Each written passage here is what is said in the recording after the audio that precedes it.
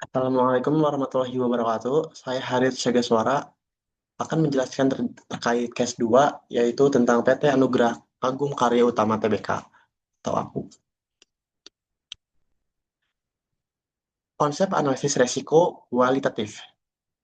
Konsep analisis resiko kualitatif adalah proses menilainya dan memprioritaskan resiko berdasarkan probabilitas terjadinya dan dampak secara deskriptif atau kategorikal.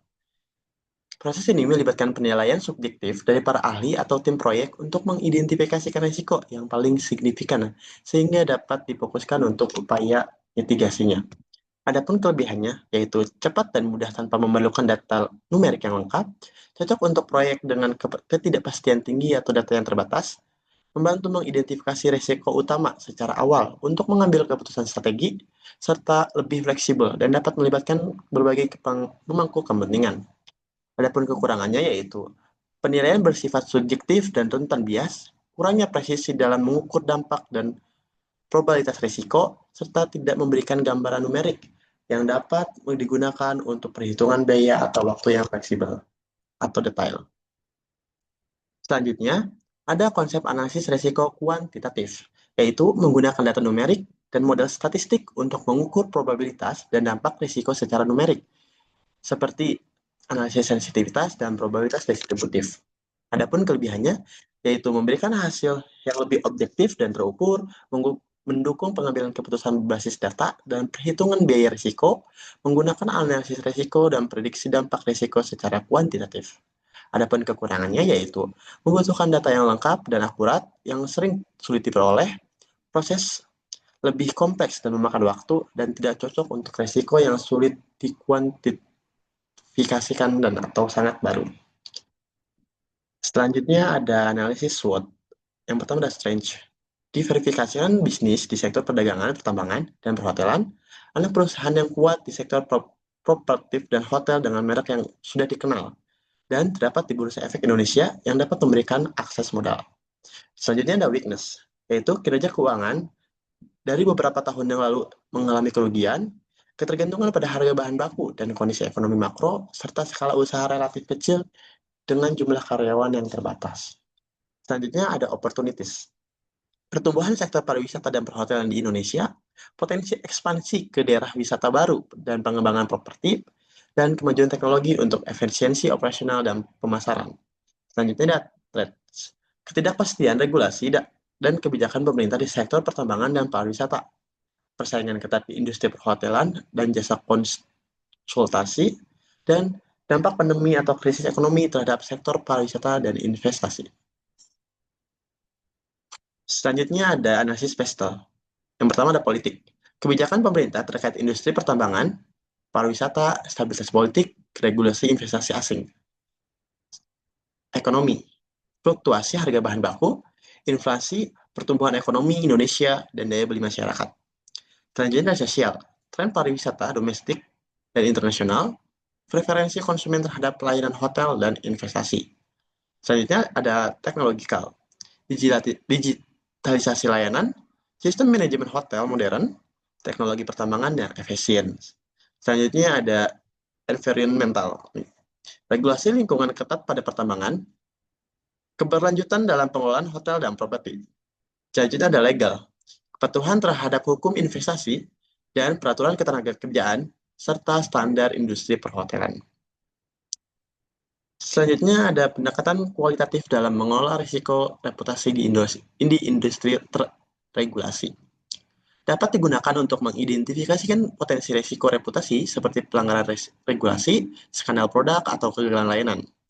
Memprioritaskan risiko berdasarkan dampak reputasi atau probabilitas terjadinya, mengembangkan strategi mitigasi seperti komunikasi kritis, pelayanan kepatuhan, dan audit internal.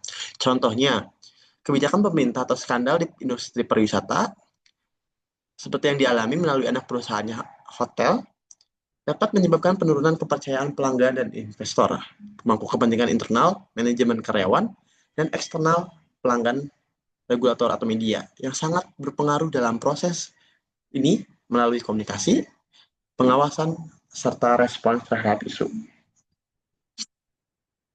Selanjutnya ada pengaruh bias kognitif dan mitigasi dalam penilaian risiko kualitatif, seperti overconfidence, underching, dan overreliability dapat mempengaruhi penilaian subjektif risiko, menyebabkan overestimation risiko tertentu.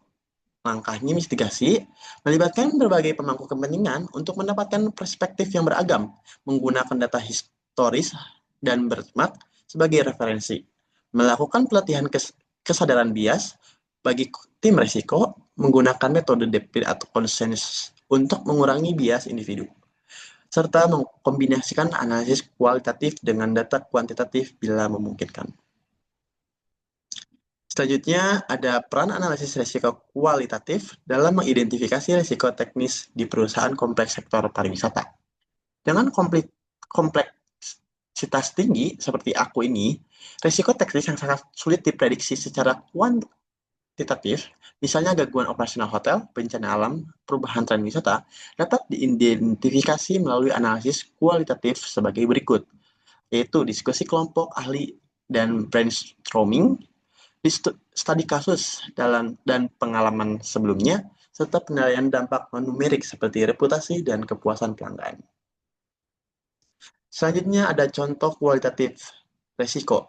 30 resiko potensial di sektor pariwisata, yaitu ada penurunan kunjungan, pandemi atau wabah penyakit, perubahan regulasi pariwisata, krisis ekonomi atau internasional maupun nasional, persaingan ketat dari hotel lain, gangguan operasional hotel, bencana alam, isu keamanan dan keselamatan tamu, perubahan preferensi konsumen, kenaikan biaya operasional, keterbatasan sumber daya manusia dan terampil, reputasi buruk akibat pelayanan buruk, skandal atau isu etika perusahaan, perubahan kebijakan pajak, fluktuasi nilai tukar mata uang, gangguan rantai pasok bahan makan atau minum, ketergantungan pada musim wisata tertentu, perubahan teknologi dan digitalisasi, serangan cyber pada sistem referasi, keterlambatan pengembangan properti yang baru, konflik dengan masyarakat lokal, isu lingkungan dan berkelanjutan, kegagalan pemasaran dan promosi, penurunan kualitas layanan, ketidakpastian politik, perubahan tarif hotel dari pemerintah, keterbatasan akses transportasi,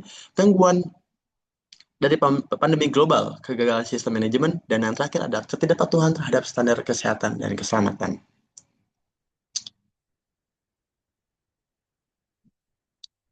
Selanjutnya ada model perencanaan risiko kuantitatif. Hasil analisis kuantitatif digunakan untuk memprioritaskan risiko yang akan dianalisis secara kuantitatif. Risiko dengan prioritas tinggi diukur probabilitas dan dampaknya secara numerik menggunakan data historis dan model statistik. Integrasi dilakukan melalui matriks risiko yang menggabungkan hasil kualitatif dan kuantitatif untuk perencanaan mitigasi yang lebih tepat sasaran. Dan penggunaan perangkat lunak manajemen risiko memungkinkan visualisasi dan pemantauan risiko secara real time. Berikut matriks penilaian risiko. Di sini ada risiko, probabilitas, dan dampak, prioritas, dan mitigasi risiko. Contohnya, penurunan kunjungan wisata. Probabilitasnya sangat tinggi, dampaknya pun sangat tinggi, prioritasnya pun sangat tinggi, dan mitigasinya atau diverifikasi pasar melalui promosi. Dan ada pandemi sedang sangat tinggi, probabilitasnya tinggi, mitigasinya atau protokol kesehatan dan asuransi, dan lain sebagainya. Selanjutnya ada rekomendasi strategis. Yang pertama ada diversifikasi bisnis dan pasar untuk mengurangi ketergantungan pada suatu segmen wisata atau lokal geografis. Yang kedua ada peningkatan sistem manajemen risiko dengan menggabungkan analisis kualitatif dan kuantitatif untuk respon yang lebih cepat dan tepat. Ketiga, penggunaan komunikasi dan pelatihan internal untuk mengurangi risiko reputasi dan meningkatkan kepatuhan regulasi. Yang keempat, ada investasi pada teknologi dan keamanan informasi untuk melindungi data dan sistem operasional. Yang kelima, ada pengembangan protokol kesehatan dan keselamatan sebagai respons terhadap risiko pandemi dan bencana. Dan yang terakhir, ada pemantauan regulasi dan tren pasar secara aktif untuk adaptasi strategis bisnis yang dinamis. Sekian informasi yang dapat saya sampaikan. Kurang lebihnya mohon maaf. Wassalamualaikum warahmatullahi wabarakatuh.